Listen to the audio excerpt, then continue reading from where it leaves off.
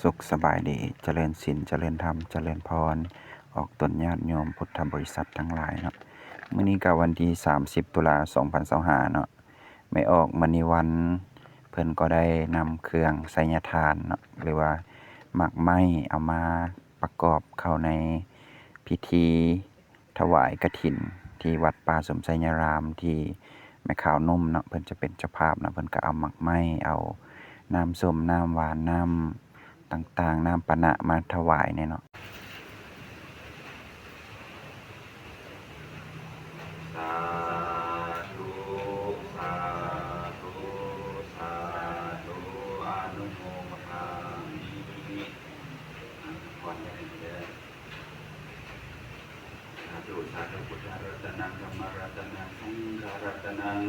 คุณบิดามารดาคุณครูบาอาจารย์เจ้าทั้งหลายอาคาเทวดาลูกเทวดา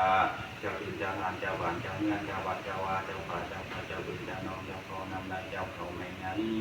เจ้าไพรศึกษาองค์ทวารามหาทวาราข้าพเจ้าขอพาประกาศบุญญาราศีให้แก่ไม่ออกวันวันพร้อมด้วยลูกหลานโมคณะนี้มาเป็นร่วมถวายเพื่อไสยทานต่อยอดกฐินในเขานุ่มที่วัดป่าสุมไสยรามกาได้นับแล้วทางวัดถ้าผลบุญอานิสงส์ใดข้อให้เกิดแก่ไม่ออกวันนี้วันพร้อมด้วยครอบครัวเด้อสิริโมกาธนาสเปธนาปมุสนาพระวันตุเตสุขิตาพระวันตุเตสาปริวิมุตโตสาภสันตาปวาสิโตสาภเวรมติกันโตนิพุโตจาตุวังภวังสัพพิติโยวิวาชันตุสาภโรโควินา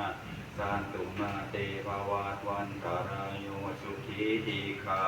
ยุโกภวะอภิวาทนาสีริสานิจังพุทธาปัญจายิโนจาตารโอธรรมาวัฏันติอายุวันโนสุขังภาลังอายัญจาโคนาทีนาทินนาสังกัมมีสุปาริถิตาทิขาลาตังหิตายนาสาธานาโสโอปากาปาติโสยติธัมโมจาอายันนิทาสิโตเปตานาปูชาจากาตาอุลาลาภาลัญจาภิกขุนามานุปาทินันตุเมหิปุญญังปาสุตาอานาปากันติสาธุ